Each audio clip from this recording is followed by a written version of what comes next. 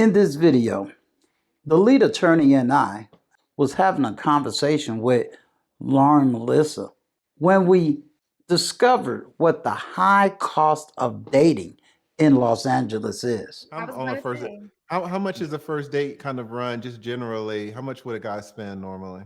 maybe like 150. God. Stick around because as she begins to reveal the price, the cost, and the reasons, I want to get your thoughts, views, and opinions. So let's get into this video right after this small introduction. Welcome to Uncle Stu's neighborhood, where you will receive knowledge, understanding, wisdom, and humor. Let us welcome our uncle, Uncle Stu, the old man on the block.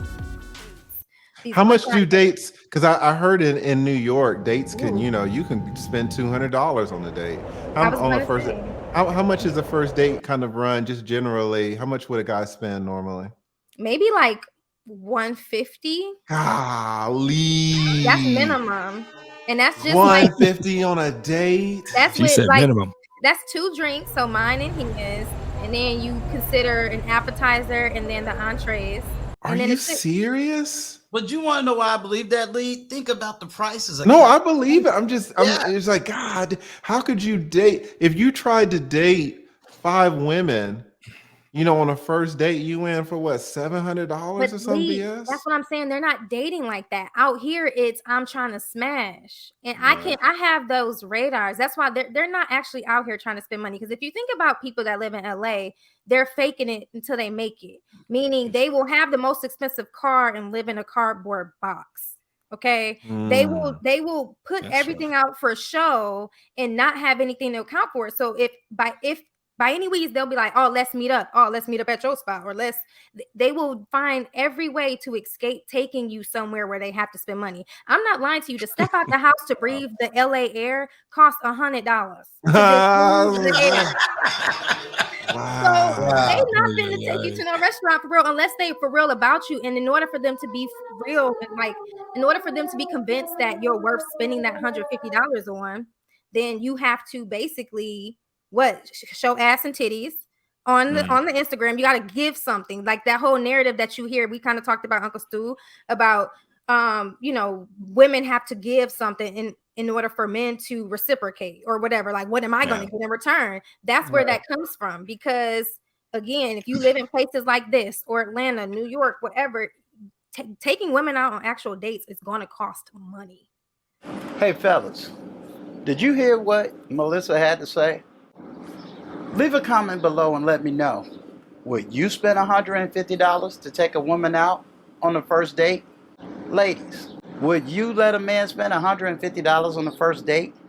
Ladies, if a man decided to merely take you to the museum, a place that's inexpensive for the first date, would you still see him as a man? Be honest. Let's get back to this video. Yeah, but you can get in Atlanta, it might only cost half that. You can get a good date in Atlanta for $75. We call it the Getty. Yeah. How would a woman convince a stranger to spend $150 on that experience? I don't know. That's a hard. So I see Vaughn in the chat. He said you can always find inexpensive things to do in LA, and you're 1000% right. But with that, it takes intentionality and planning. And most men, again, that requires effort. And men look at the woman and say, "What you got to give for me to be putting out this much energy toward?" Like it's that kind of. And it doesn't help the space that they're in or where they're getting their narratives from. There's so many male podcasts that are spewing what women got to do, put out, or do. It's too much of that. Really? Again, I go back to the conversation I had with Uncle Stu at the beginning. Men need to start thinking for themselves and be more confident. They result to all these podcasts because they're not confident in their ability to grab women on their own merit. Like, come on, you have the leadership abilities.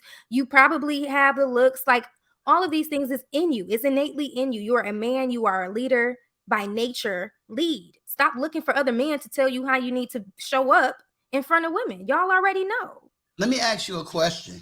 My question would be, because yes, I am from New York, and yes, taking a woman to a museum or taking a woman to, you know, an art exhibit, whether it's the African American Museum or, you know, any other type of museum, because culturally it is that way in New York. But in today's times, how many women is really like that? Prior to me in my singleness, that was not the thing to do. It was try to take me to some restaurant that they couldn't afford but wanted me to pay for, and I'm not in LA. Uncle Stu, let me stop you right there, because Yeah. any place where women can get bomb ass pictures, selfies, I mean, museums is like the #1 spot. Can you take a picture of me right here? Any place that's gonna make them look like expensive, everything expensive, everything. The museums, Yeah, that's the Lauren #1 dropping place. knowledge. I've never thought about that before in my life on They a want first something date. where you Yeah. can take a picture and be like, I'm here. You know, nobody goes to museums. So anything that makes them look exclusive, everything expensive. Museums is the #1 spot. There are so many content creators, Wow. influencers that would adore. They're always at these pop-up art exhibits, the Black Hair Experience, the Tupac Shakur Yeah. experience that's here. Like, they want to go to these places that not everybody has been, and that sets them apart.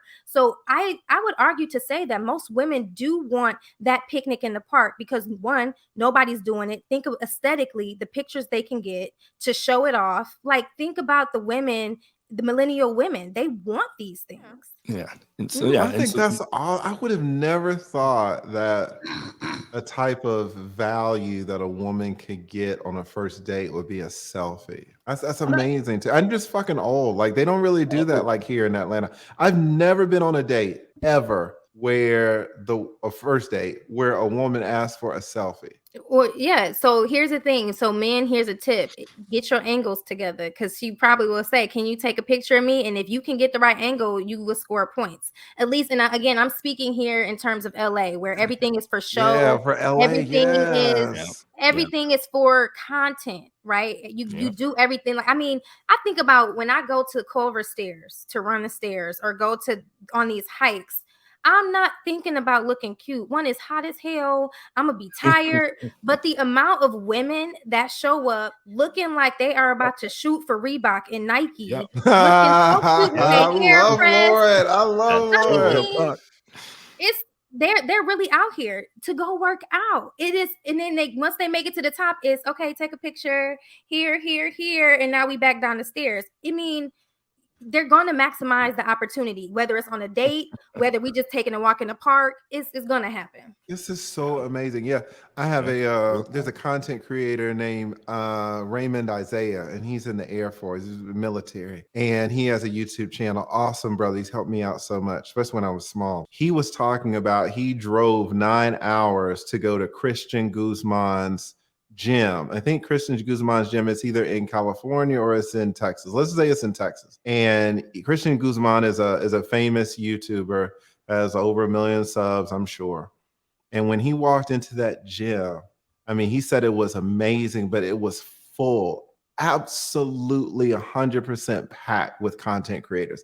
He said every single person in that gym had a camera. Like, the gym was beautiful and everything, but the gym was almost for content creators. He said, you know, it felt weird if you actually went out there to work with no camera, right? Yeah. And of course, he brought his camera because he wants to shoot in this famous gym, and everybody in there was in that gym shooting photos. So when you were talking about everybody showing up, you know, running stairs about to shoot for Reebok or something, it reminded me of that. These places where it's just so focused on content creation. Atlanta isn't like that. So this is interesting to hear from me.